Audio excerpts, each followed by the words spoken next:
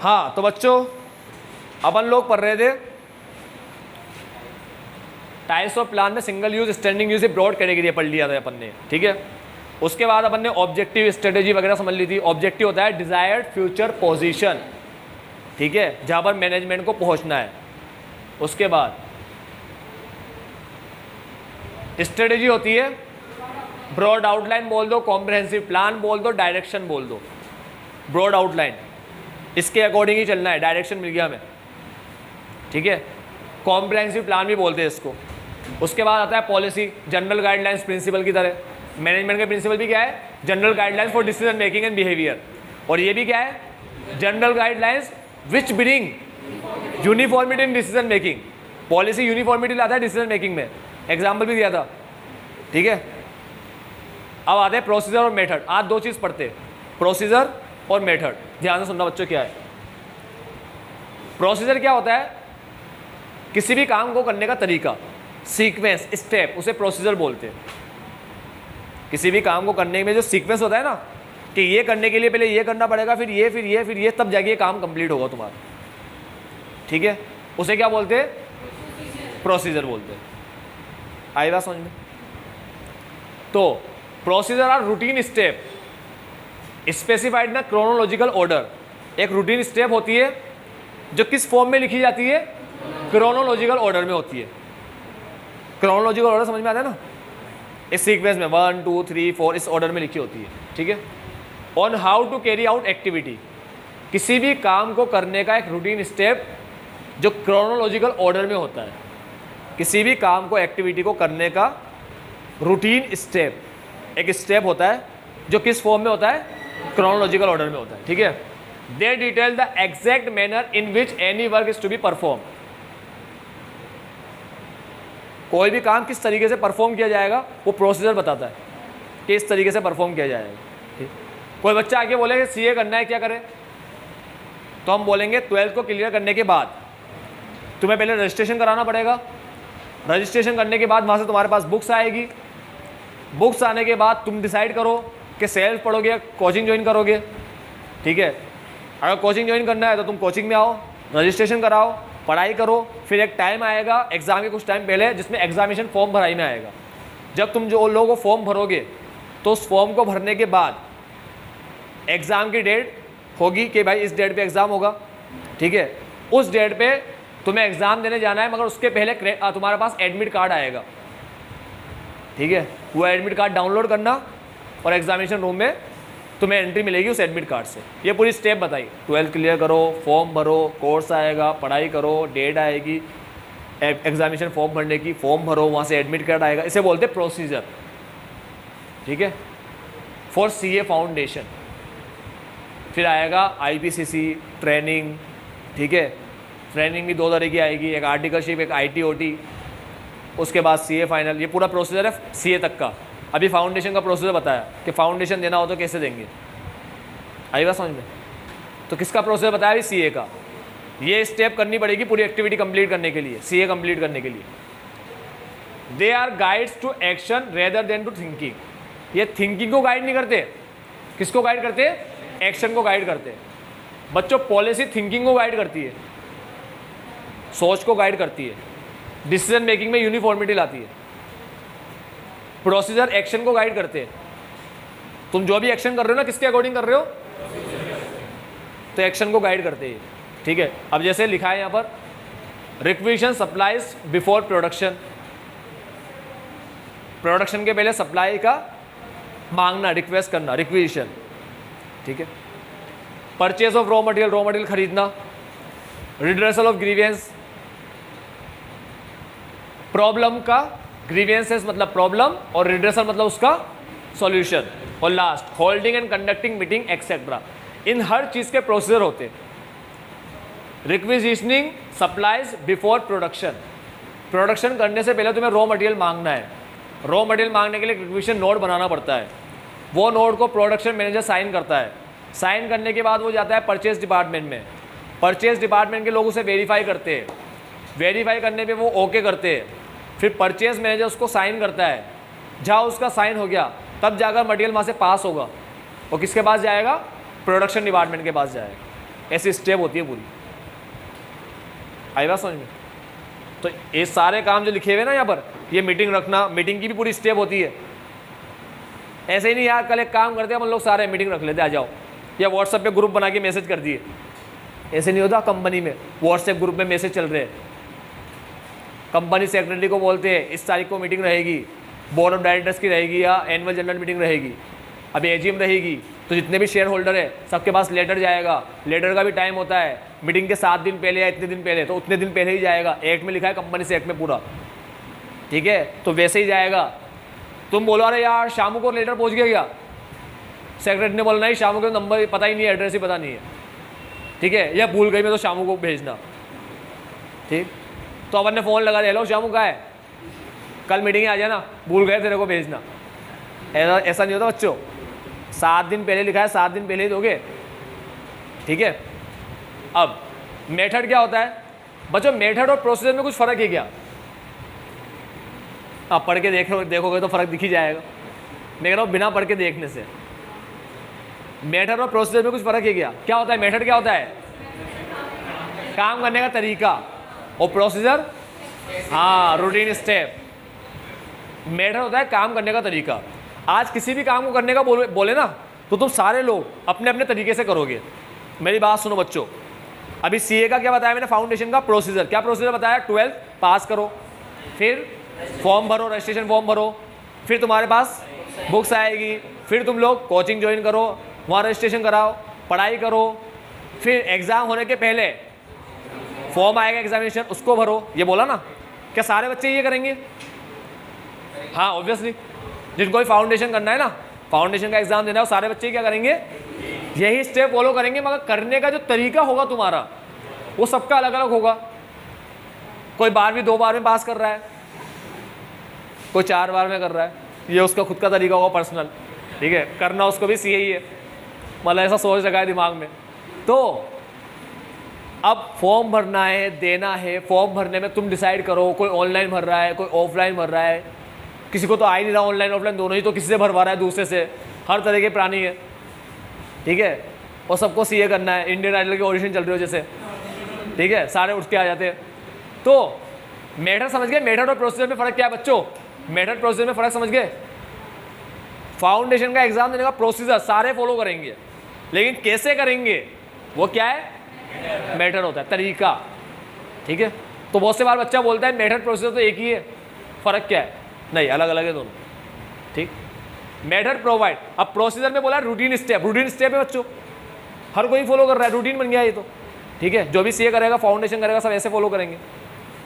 Method provide, बच्चों मेरी बात सुनो, मैं तुम्हें ऐसा एग्जाम्पल भी देता हूँ जिसके बारे में तुम समझ सको, और एक बिजनेस का एग्जाम्पल भी देता हूँ, दोनों ही देता हूँ। बहुत सी बार ऐसा होता है बिजनेस का एग्जाम्पल समझ में ना आए, क्योंकि पढ़ तो बिजनेस ही रहे हो तुम लोग, ठीक है, मैनेजमेंट पढ़ रहे हो, मैनेजमेंट इन बिजनेस स्टडीज़, ठीक है, बिजनेस में मैनेजमेंट को कैसे अप्लाई करना है वो पढ़ रहे हो तुम लोग। तो एक बिजनेस का एग्जाम्पल भी ज़रूरी होता है, ठीक है। पूरा अपने क्लास का एग्जाम्पल लेके पूरा मैनेजमेंट समझा दूंगा तो मतलब ही नहीं आएगा उसका, करना तो बिजनेस है, ठीक है। अब बात करते हैं मेथड की। मेथड क्या होता है? मेथड बता दिया क्या होता है, अब लाइन पढ़ते हैं। प्रेस्क्राइब वेज और manner in which a task has to be perform. बच्चों मेथड का मीनिंग तो होता है वेज और manner in which a task has to be perform. जिस तरीके से काम को किया जाए उसे मेथड बोलते हैं, जिस तरीके से, वेज और मैनर, समझ गए? वेज और मैनर का मतलब तरीका, in which a task has to be perform, काम करने का, तो जिस तरीके से काम को किया जाए उसे क्या बोलते हैं? मेथड। लेकिन वर्ड लगा है प्रिस्क्राइब। बच्चों पढ़ाई लिखाई कैसे भी कर लो चलेगा, ठीक है। ये अच्छा नहीं पढ़ रहा मान लो, मेरे कहने की मेरी बात नहीं मानना, मैं कह रहा हूँ तो मैं क्या करूँगा? मैं ऐसे बोलूँगा तू मत आना, दूसरे को लाएंगे हम, ऐसा बच्चा रिप्लेस करूँगा क्या? हाँ, जो भी अच्छे नहीं थे सारे रिप्लेस करके नए बच्चे ले आया, कहाँ से लाऊंगा नए बच्चे? माना भारत में पॉपुलेशन ज़्यादा है, मगर ऐसा तो नहीं रिप्लेस होते बच्चे। अब बिजनेस की बात कर लो बच्चों, बिजनेस में क्या होगा? अब मान लो लड़का बिजनेस करने गया, मालिक ने एक बार बोला लेट मत आ, 2 बार बोला लेट मत आ, तीसरी बार नहीं बोलेगा, ठीक है। तीसरी बार तो वहाँ ऊपर खड़ा होके टेरेस पे से बाय, तो वह अंदर नहीं आने देगा वो। तो बच्चों मेरी बात सुनना, बिजनेस के अंदर प्रेस्क्राइब वे और मैनर होता है। समझ में आई बात? क्या होता है? प्रेस्क्राइब, पहले से ही बता देते हैं वो लोग ऐसे करना है काम, तो वैसे ही काम होगा। ठीक है, इसलिए मेथड का डेफिनेशन अगर बिजनेस के हिसाब से बोला जाए तो क्या है? Prescribe way or manner to perform a task या in which given task is to be perform. ठीक है, selection of proper method saves time. अगर तुम सही मेथड से काम करोगे तो टाइम बचेगा, मनी बचेगा, एफर्ट बचेगा, एफिशिएंसी इंक्रीज होगी। ठीक है, टाइम, लेबर, मनी सब में आता है। तो training method of employees, apprenticeship training, classroom lecture etcetera. Example दे रखा है मेथड का। अगर ट्रेनिंग देनी है वर्कर को, तो वर्कर को ट्रेनिंग देने के कई तरीके होते हैं।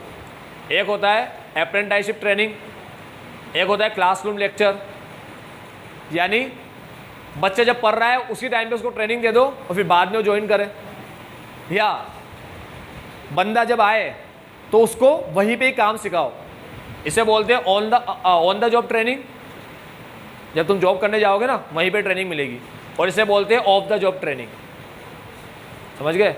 On the job, of the job, पहले ही सीख लो, बाद में काम करने आओ। जैसे computer engineering, software engineering, coding वोडिंग सब बच्चा पहले सीख लेता है, सॉफ्टवेयर बनाना। ठीक है, छोटे मोटे सॉफ्टवेयर बना देता है, उसके बाद कंपनी ज्वाइन करता है, फिर डायरेक्ट काम करना शुरू कर देता है। ठीक है, बहुत सी बार काम ऐसे होते हैं जो of the job, on the job दोनों मिलते हैं। जैसे मेडिकल वगैरह में बंदे को काम करना है तो पहले वो करेगा ऑफ द जॉब। ठीक है, वो मेंढक वेंढक काट के बताएंगे, इसको काट के दिखा हमें। फिर एक बॉडी होती है, डेड बॉडी लाते हैं, याद है ना मुन्ना भाई MBBS में, उसको बोलते हैं इसको काट, उसका हाथ वाथ नहीं काटने चाहिए इस काम में। ऐसा नहीं है कि भाई वो उसको बना करके डॉक्टर भेज दिया, सीधा एक बंदा आया, भाई मेरे पेट में दर्द हो रहा है, उसको बोला तू लेट, मैं काट रहा हूँ अभी, उल्टा सीधा काम करके भेज दे उसको, चक्कर बढ़ जाए। इसीलिए पहले सिखाते हैं उसको, और सिखाने के बाद वापस ट्रेनिंग होती है ऑन द जॉब, जब वो जॉब करने जाता है। ठीक है, तो ट्रेनिंग के कई तरीके होते हैं, कौन सा मेथड फॉलो करें वो डिसाइड करना होता है। इसके बारे में पढ़ोगे स्टाफिंग चैप्टर में। ठीक है, अब इसके बाद आया रूल, पढ़ लिया, पॉलिसी के साथ पढ़ा था, वो फ्लेक्सिबल होता है, रिजिड होता है। उसके बाद आता है programme.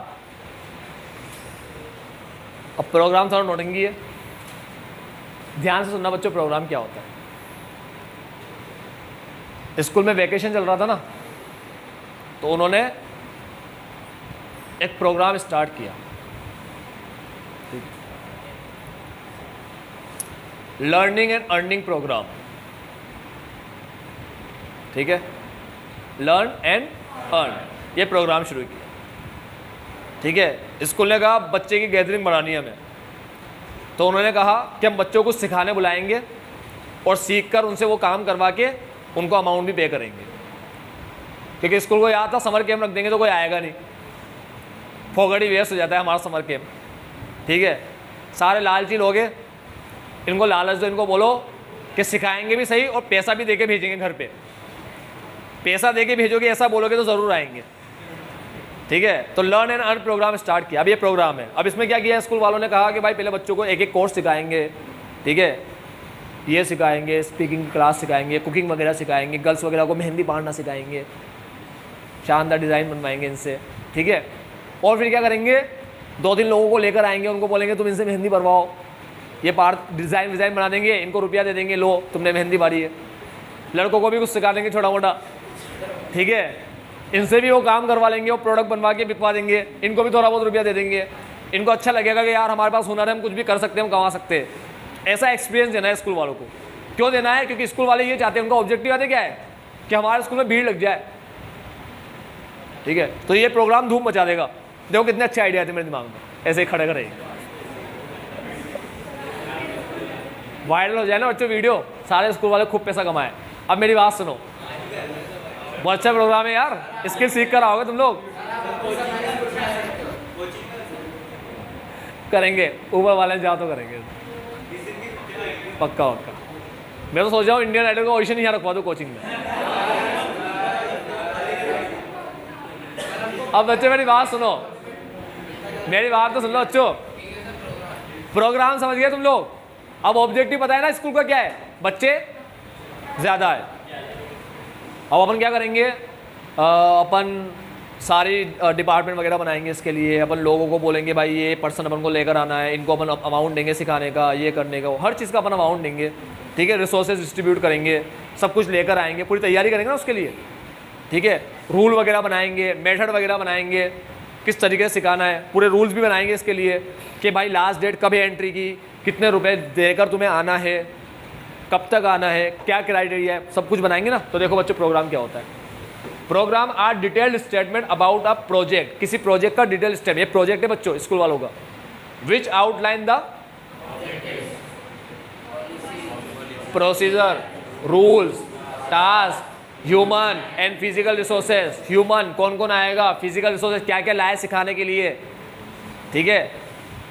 Required and the budget, ये आ गया बजट, मतलब पढ़ रहे प्रोग्राम और इसमें सब आ गया, रूल ये वो। बच्चा बोलता है यार प्रोग्राम में सब चीज़ कहाँ से आ गई, बच्चों है ही प्रोग्राम वो, उसमें सब चीज़ आएगी सही। प्रोग्राम है पूरा ऑब्जेक्टिव के साथ रहेगा, ठीक है।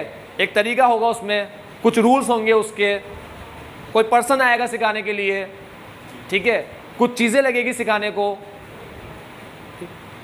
स्कूल की बात कर रहे हैं, ऐसे ही बहुत से प्रोग्राम रखे जाते हैं बिजनेस के अंदर भी, अलग अलग तरह के प्रोग्राम होते हैं, ठीक।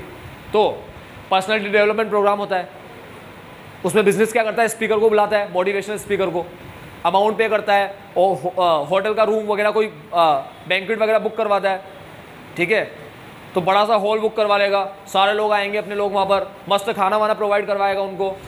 अब स्पीकर आया वो उनको मोटिवेट करेगा ताकि जो भी बंदे हैं बिजनेस के एम्प्लॉय वगैरह जो भी है वो क्या करे, बहुत अच्छे से काम करे, एंथुसियाज्म से काम करे, ठीक है। जज्बा जगाएगा उनके दिलों में, उनको लगेगा हाँ यार हम कर सकते हैं, ये सारे लोग चिल्लाएंगे जोर जोर से, बस फिर वापस दूसरे दिन वही। तो समझ गए, प्रोग्राम अलग अलग तरह के होते हैं। तो प्रोग्राम में हर चीज़ आती है बच्चों, पॉलिसी, प्रोसीजर, रूल, टास्क सब आ जाएंगे इसमें। Human and physical resources required budget to implement any course, budget भी आएगा, फ्री में तो होगा नहीं प्रोग्राम, ठीक है। The minutest details are worked out, that is procedure, rule, budget within the broad policy framework. एक छोटी छोटी डिटेल अपन फुलफिल करेंगे, ठीक है, एक फ्रेमवर्क के अंदर पूरा स्ट्रक्चर तैयार करेंगे प्रोग्राम का। जैसे construction of a shopping mall, development of new product etcetera, इसे प्रोग्राम बोलते हैं, construction of a shopping mall. बस बच्चों असल में प्रोग्राम जो होता है ना वो प्रोजेक्ट के बारे में होता है, किसी प्रोजेक्ट से रिलेटेड। तो ये प्रोजेक्ट है construction of a shopping mall, देखो लिखा है लाइन में, detail statement about a project की डिटेल स्टेटमेंट को प्रोग्राम बोलते हैं, ठीक है। अब आते हैं लास्ट बजट पे। प्रोग्राम समझ में आया अच्छे से क्या होता है बजट। अब budget is a statement of expected result express in, यार ना इको का बजट लिखकर मत आ जाना, पता है इको में बजट की डेफिनेशन क्या है, क्या है, एनुअल स्टेटमेंट, बस। हाँ, annual statement showing item wise of upcoming year, ठीक है। ये होता है बजट। बच्चों ये डेफिनेशन है गवर्नमेंट बजट की नहीं है। बजट की डेफिनेशन ये है, budget is statement of expected result express in, expected result जो हम रिजल्ट चाहते हैं उसका एक स्टेटमेंट होता है जो न्यूमेरिकल टर्म्स में होता है। यहाँ पर ये लिख कर आना, ये वहाँ लिख कर बता देना गवर्नमेंट बजट में, उसकी डेफिनेशन अलग ही है बिल्कुल। It is a plan which quantifies future facts and figures. Future facts and figure, बच्चों प्लानिंग फ्यूचरिस्टिक होती है, तो तुमने जो भी प्लानिंग करी, ठीक है, अब लिखने का टाइम आ गया, ये चीज़ करेंगे तो कितना खर्चा होगा, ठीक है, टेंट वगैरह में कितना होगा, पंडित जी कितने में आएंगे, मंडप कितने में, ठीक है, तो ऐसा सारा खाना वाना कितने में, ये पूरा बजट कितने कितने अब चालू जाएंगे, कितने में कितने में कितने में, जहाँ कितने कितने, बड़ी खुशी मिलती है तुम्हें।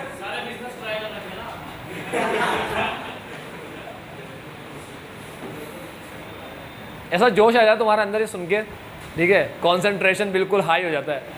आओ बच्चों, it is a instrument of both planning and control, दोनों का इंस्ट्रूमेंट है बजट, प्लानिंग का भी है, कंट्रोल का भी है। बच्चों बजट ही तो कंट्रोल में हेल्प करता है। क्या कंट्रोल करोगे? खर्चे तो कंट्रोल करोगे, ठीक है। सेल कम हो रही है उस पर तो कंट्रोल करो, कम नहीं होने देना अपन को, सेल बढ़ाना है, ठीक है। सेल की फिगर ये ज़्यादा है, खर्चों की फिगर ये कम से कम रहे, जितनी बताइए उतनी रहे, उससे ज़्यादा ना हो जाए, ये तो कंट्रोल होता है। तो ये कंट्रोल में काम आता है बजट, क्योंकि बजट हर चीज़ को न्यूमेरिकल टर्म्स में बताता है। आई बात समझ में? उसके बाद डिफरेंट टाइप ऑफ प्लान के डिफरेंशिएट बिटवीन, डिस्टिंक्शन पढ़ेंगे आज, क्या क्या फ़र्क है इनके अंदर। सबसे पहले आता है पॉलिसी स्ट्रेटेजी। यार अपना बच्चों जिसके भी फ़र्क पढ़ोगे ना, सबसे पहले फ़र्क दिखाएंगे डेफिनेशन से। ये डेफिनेशन लिख दी है, ठीक है, तुम टाइम पास कर लेना। एक रहेगा डेफिनेशन, एक रहेगा एग्जाम्पल, 2 पॉइंट तो ऐसे ही हो गए। अब कोई सा भी डिफरेंस आ जाए 2 पॉइंट तो इसके लिख ही दोगे। वही एग्जाम्पल है जो ऊपर पढ़ाए थे, सेम, कोई नए नहीं है इसमें, बस ये एक पॉइंट पढ़ना है अपन को।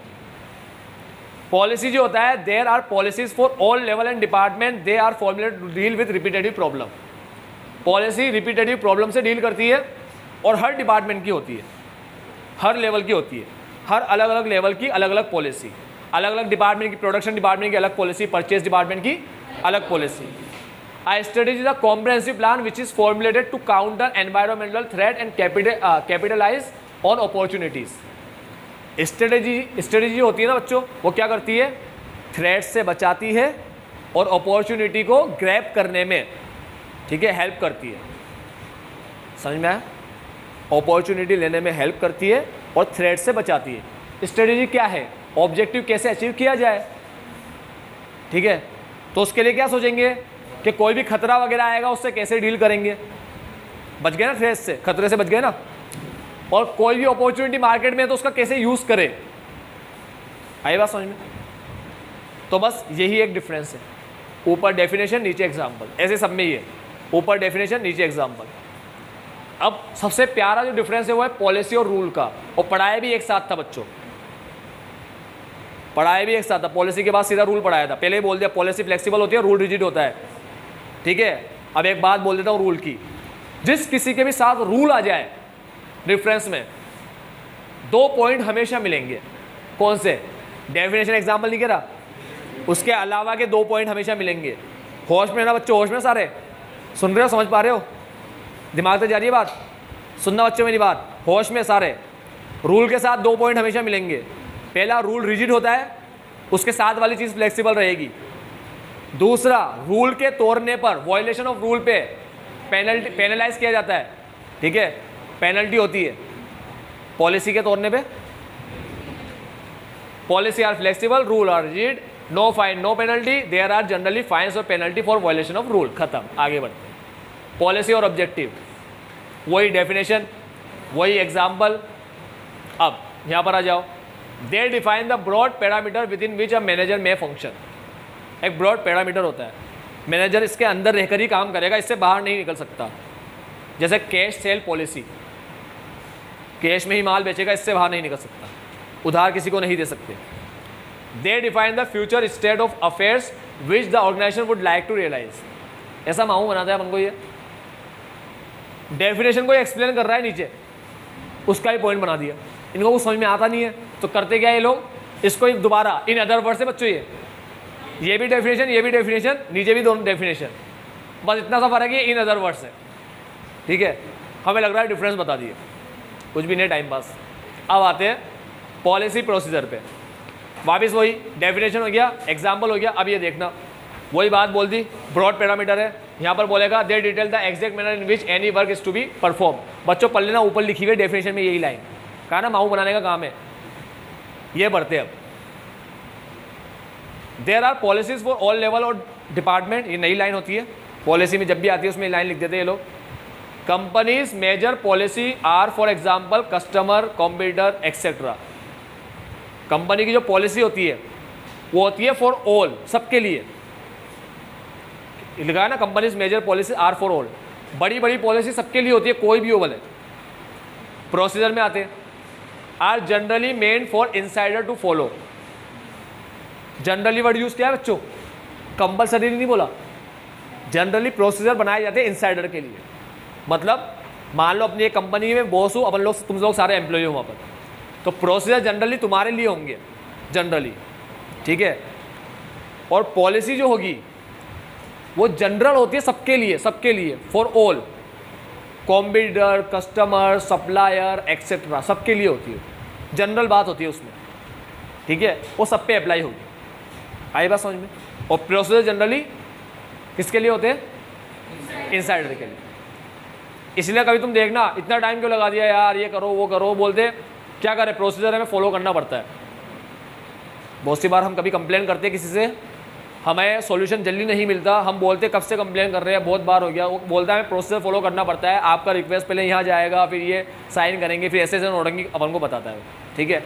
लोन वगैरह के लिए जाता है बहुत सा बंदा बैंक में, तो उसके पूरा प्रोसीजर होता है बैंक वालों का अंदर ही अंदर, कि ये करो, डॉक्यूमेंट लो, इससे साइन कराओ, वो बंदा चेक करने जाएगा। तो तुम लोग बोलोगे ना बैंक को जाके कि इतना टाइम हो गया अप्लाई किए हुए, तो बोलेगा अभी प्रोसीजर कंप्लीट नहीं हुआ, तुम्हारे लोन पे प्रोसीजर चल रहा है पूरा, अभी वो कंप्लीट होगा उसके बाद ही तुम्हें मिलेगा, समझ गए। तो ये इंटरनल यूज़ के लिए होता है।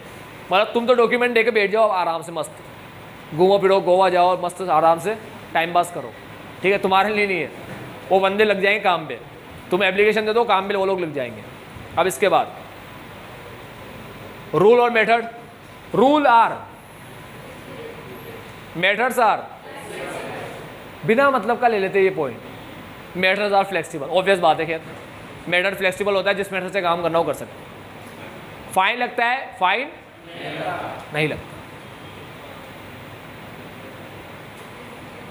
बहुत भाई रहने बच्चों, सीख लो, जिंदगी में काम आएगी। Most people don't plan to fail, कोई भी फेल होने के लिए प्लान नहीं करता, वो प्लान करने में फेल हो जाता है, समझे। कोई प्लान करता है कि मैं फेल होऊंगा, कैसे होऊंगा, मैं प्लान करता हूँ पूरा, ऐसे ऐसे मेरे को फेल होना है, ये काम करूंगा मैं, ठीक है। जहाँ कोई पढ़ने का बोलेगा मैं स्टाइल से निकल लूँगा, उसके पहले ही पूरी प्लानिंग कर ली, लो फेल हो गया। ऐसे नहीं होता बच्चों, कोई पर्सन फेल होने के लिए प्लान नहीं करता, बट दे फेल टू, वो प्लानिंग करने में फेल हो जाता है, बस इसी वजह से वो फेल हो जाता है, ठीक है। इसीलिए हर चीज़ की पहले से ही प्लानिंग होनी चाहिए, हर चीज़ की पूरा प्लान करके ही किसी काम को करना चाहिए। यहाँ ख़त्म होता है तुम्हारा प्लानिंग चैप्टर। कल अपन लोग स्टार्ट करेंगे, पागल हो गया, केस स्टडी वगैरह खत्म। हाँ, सारे तुम लोग ज्ञानी बन गए, केस स्टडीज़ पढ़ेंगे अपन लोग। कल अपन लोग पढ़ेंगे केस स्टडीज़, ठीक है। बहुत महत्वपूर्ण क्लास है, तो मैं तुम लोगों से रिक्वेस्ट करता हूँ, अभी तक मैंने तुम्हें जब से पढ़ा रहा हूँ कुछ भी होमवर्क नहीं दिया। बच्चों प्लीज़ पूरा चैप्टर पढ़ के आना, ये होमवर्क है, भले 1 घंटा लगे चाहे 2 घंटा लगे, पूरा चैप्टर पढ़ के समझ के आना। ओरल टेस्ट नहीं लूँगा, बस पढ़ के और समझ के आना, ठीक है। सारे पॉइंट्स याद करा दिए। Would should achieve primary position continuously in future with his mental decision, कितना ही पैसा और टाइम लगा दो, ठीक है। डायनामिक एनवायरनमेंट में रिजिड रहोगे तो सक्सेस की गारंटी, तो क्या बनना पड़ेगा, क्रिएटिव बनना पड़ेगा, ठीक है, ये लिमिटेशन है। उसके बाद जो उसके प्रोसेस है वो भी याद करा दिए, सेटिंग ऑब्जेक्टिव, डेवलपिंग प्रेमाइसिस, ठीक है। आइडेंटिफाई करो अलग अलग, उसको इवेल्युएट करो, फिर जो अच्छे हो उसे सेलेक्ट करो, इम्प्लीमेंट करो, फॉलोअप लो। सिंपल है, तुम्हारे दिमाग में अपने आप ही याद रह जाएंगे। फिर आते हैं ये ऑब्जेक्टिव, रूल, मेथड, प्रोसीजर, ठीक है, program, procedure, program, policy, PPP, ठीक, रूल, मेथड, ऑब्जेक्टिव, स्ट्रेटेजी और बजट, ठीक। ये आराम से याद रह जाएंगे, इसकी कोई तुम्हें न्यूमेरिक्स बनाने की ज़रूरत नहीं है, ठीक है। और इसको सीक्वेंस वाइज लिखना भी नहीं होता जो न्यूमेरिक्स बनाओगे। आई बात समझ में। एक बार पूरा चैप्टर रीड करके आना, केस स्टडी पढ़ने में मज़ा आएगा, नहीं तो बोर हो जाओगे कल की क्लास में, क्योंकि बाकी बच्चे जवाब देंगे, तुम बैठे रह जाओगे। कल का इंटरेक्टिव सेशन रहेगा, मैं बोलूँगा तुम मुझे रिप्लाई दोगे उसका। आई बात समझ में। तो प्लीज़ कल अच्छे से पढ़ के आना, तो ही मज़ा आएगा, नहीं तो बिल्कुल कंटाल जाओगे, बोर हो जाओगे कल की क्लास में। कोशिश करूँगा तुम्हें एंटरटेन करने का, मगर नहीं कर पाऊँगा इतना ज़्यादा, फिर भी कुछ हद तक तो बोर हो ही जाओगे। तो समापन समारोह है आज, और कल आतिशबाजी, ठीक है। टाइम पे आ जाना बच्चों, एक एक फुलझड़ी मिलेगी, नहीं तो चिटपुटी से ही काम चलाना पड़ेगा। तो बाय।